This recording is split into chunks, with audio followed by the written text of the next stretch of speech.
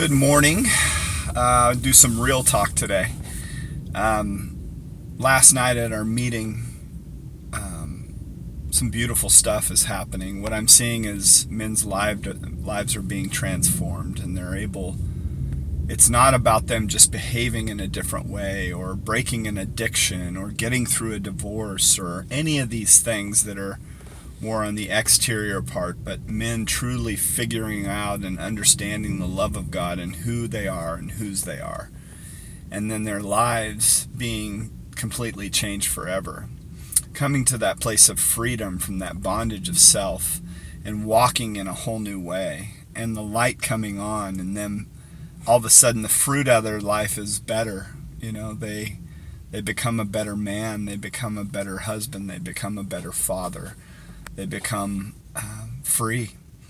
And that's the beauty of being a child of God, and understanding that you are loved by God rather than just trying to appease God with your behavior. One's still bondage, and one is freedom, and one is what happens out of that is now that man is set free, so he's able to love unconditionally instead of being in the bondage of needing love and acceptance. He's able to become love and just be love. And I was thinking about something we talked about. I don't ever divulge anything in our meetings, just general. But we were talking about, kind of the frustration with a lot of people in church not being very loving. And I actually used to get frustrated with that, and it was like kind of misrepresenting who Jesus was. But God has really softened my heart to be in that place of those who do not love do not know God, for God is love. That person just doesn't truly understand who they are, because if they did, they wouldn't be acting the way that they are. So it's a more compassionate place. So when you become free of yourself, then you're able to love people unconditionally, no matter how they're acting or what they're doing, right? Because it's not about you anymore. Apostle Paul talked about it, for I've been crucified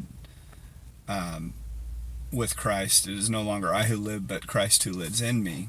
That's a submission of life and experiencing God through him rather than him living for himself. Then you're able to love your enemy, only when you come to the end of yourself.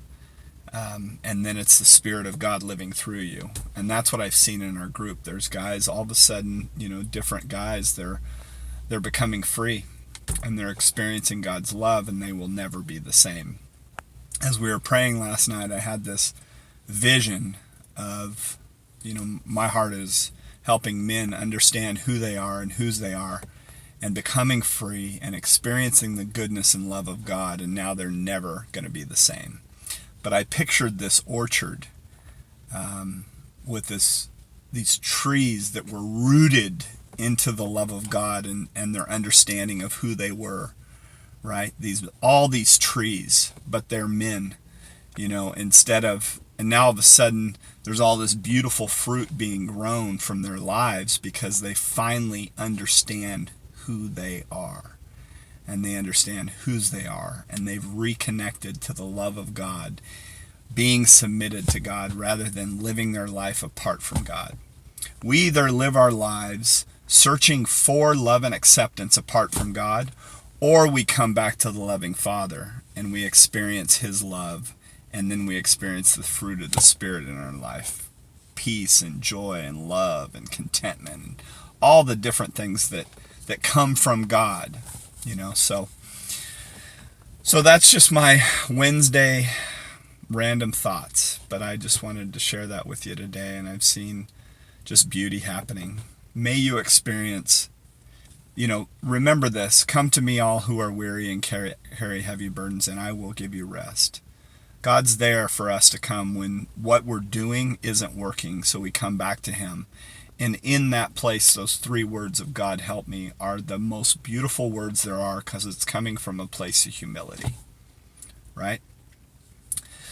Blessed are the poor in spirit, for theirs is the kingdom of heaven, right? And I used to think that doesn't even make sense. But think about that. That's just a posture of humility, saying, God, I've tried to do this all on my own. Now I'm coming back to you. I need you, Lord. I need you. And that's it. Anyway, God bless y'all.